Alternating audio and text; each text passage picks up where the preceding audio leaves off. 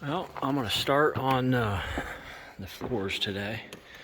I'm using this stuff from Home Depot. It's called Lifeproof. I don't know, kind of liked it. It's got a little bit of flex to it. And this particular color is called Lighthouse Oak. And it's going to hide a lot of dirt. And that's what I want. And scratches and all that kind of stuff. So, I'm just about ready to start. I mean, it's simple. If you've ever done this stuff before, just snap and click basically. I'll start in this corner, work my way down, cut out a couple vents. Once I get about 3 or 4 rows, it should go fast. I should be able to knock this out in a couple hours. The one part I got to figure out is how I'm going to transition for the stairs. So I think this stuff, I can trim it. I think I can trim it so that when I get to the stairs, I can change directions, and I can basically just line it up in this groove here, and then I'll start catty-cords and then go down the stairs that way with it. That way I can cut it and use a heat gun and just bend it over and make my own bullnose on the top. So we'll see how it goes. So this whole floor is about 600 square feet. Like I said, it went down really nicely. The floors were level and didn't have any issues, so it was a pleasure to work with. I had very, very little leftovers, which I think I talk about here in a minute. But once you get these first 3 rows, 3 or 4 rows going, man, it really flies. You just put those 1/4-inch spacers back behind it. Just got to check, make sure the things aren't shifting. But once you get 2 of them up there, as long as they're all seated perfectly, you're not going to have any issues on any of the rest of the rows. It's going to stay pretty tight. All right, I'm about an hour and a half into it, and I'm a third done probably. It's going fast. It doesn't hurt that this is a wide open space. And also the benefit of doing your own framing is that your walls are nice and square.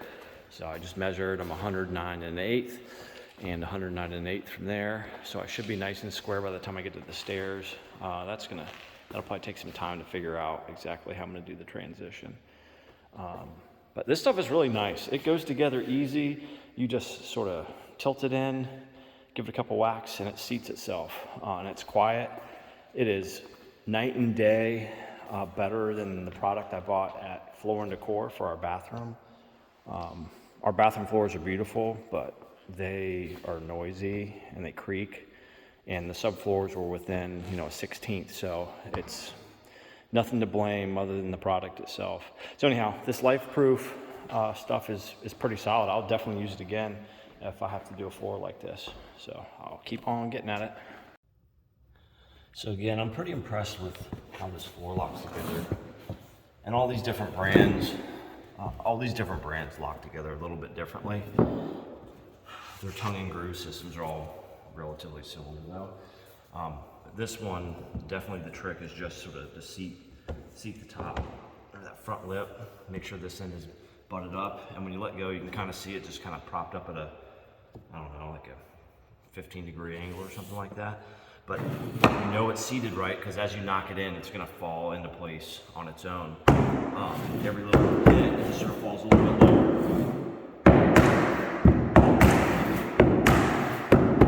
By the time it's seated, it's completely flush, and this is the only seam that's left to go, and then you just,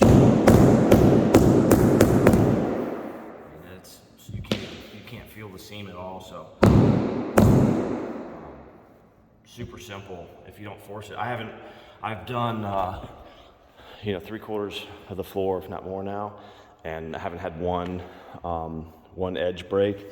And if you do it the right way and you just cut and use your leftovers, those few pieces down there, those like 8 pieces, are all I have left over from doing all this floor so far. So pretty good product. All right, so about 6 hours of total work on the floor, and the mezzanine floor is done, and I think it turned out really nice. Again, this stuff was super great to work with. I would definitely use it again. if my basement in my house was, the concrete was level enough, I'd use it. I don't know if I want to go through the pain of trying to level it out. But anyhow, this is done up here. It's quiet. It doesn't flex. It feels solid. Yeah, I mean, I can't say enough good stuff about it. So here, I wasn't able to transition my floor the way I wanted to. I originally wanted to have a change of direction of the tile. It wouldn't work. The profiles of the lips were slightly different from the sides. So anyhow, I'm not sure what to do 100%. But I just tried something. Basically, I took a piece of this and I ran it on the table saw at a 1 3/4 inch, and then I just kind of like, not a dado bit, but I just used the table saw, cut a real small profile on here, and I used one of my wife's old hair dryers to heat it up and bend it, and I think that's going to be a pretty darn good stair nose. So I'm going to just try this and see if it works.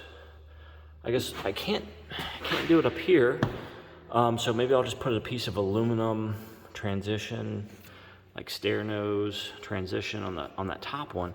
But on these, I'm gonna just shoot a finish nail in here and liquid nails the front of it, and put a finish nail in the back corners. You can't see that. And then I guess if it's slippery, it's my only concern. If this is slippery when it's wet, I'll put a piece of clear grip tape or something on there. I don't know. The stair treads are too expensive. They want like $50-$60 for a rubber stair tread, and it costs like $30 for a case of this stuff. So I got 4 more cases of it. So I'm just gonna try this out. Let's see what happens. All right, so I've got this set at 1 3/4. Oh man, the profile on that is hardly anything. It's whatever this is. It's probably a 1/16 or maybe 3/16, something like that. But I got it set at the same profile, and then I'm going to work it back a 1/16 at a time. I'll take 3/16 off of it and create a gap so it can bend over on its side like that. So let's see what it looks like. All right, so I just took almost a quarter, like 3/16 off of that, and then I'm going to go heat it up with the hair dryer and bend it over. I'll make a stair tread and see what happens. So it was super hot that day. That made it easier to bend, I'm sure, but it's still, I think it took like close to 20 minutes per stair. We're just hot, and I figured doing 14 of them was going to be a bit much. I do think it looked pretty good. I would certainly recommend doing it this way if you only had a few stairs, or if maybe it was inside your house. So man, I think that was pretty darn good, actually. It's still cooling down. My temporary stairs out here just worked as a jig perfectly. Got a good bend on it. You know, the cut is good. Both sides, it's pretty uniform. I could stand to bend that one down a little bit more. See how it fits on the stairs inside. Shit, it's hot inside.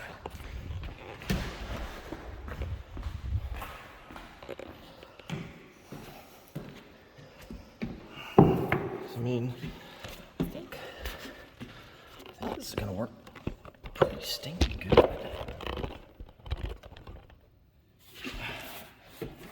Stand and push it in just a little bit more. It's still hot. So I probably have to mold it a little bit extra. But that's a freaking pretty good idea, I think. I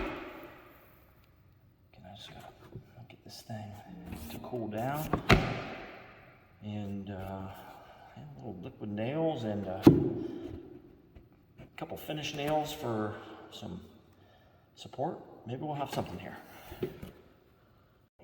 Well, there you have it. That's a homemade stair nose out of Lifeproof vinyl. I'm convinced that just maybe one finish nail on each end and some liquid nails behind it, and then on the top surface would have that seated really nicely. But I've already got to put a stair tread on that. I don't know if it's worth all the work of bending this. It took about 20 minutes to do that. And I've got 14 stairs here. I don't know if it's worth that. Especially, I mean, I could just cut them real quick and then put the aluminum stair nose over the front of it. I mean, it kind of looks nice, but again, I'm worried about it being slippery, and I might have to put something on it anyhow, and then I'll have wasted all that time with the custom stair nose in the freaking garage. So anyhow, I'll post an update once I get all these stairs done. I'll let you know what I did, but pretty much going to knock this out and move on to the. Actually, I'm going to do some of this trim on these windows and get that off the floor so I can do the concrete. Well, I kept going back and forth on these frickin' stairs.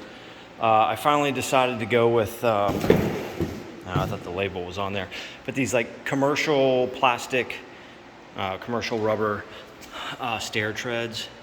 So basically I used a polyurethane adhesive underneath. I just tacked it with a tiny staple.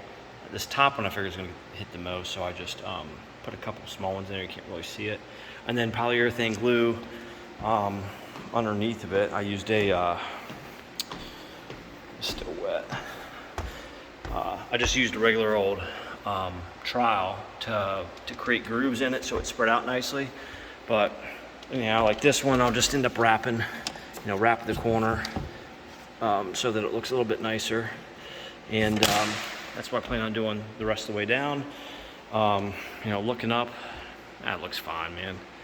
I planned on trimming all this stair. I kind of gave up on it.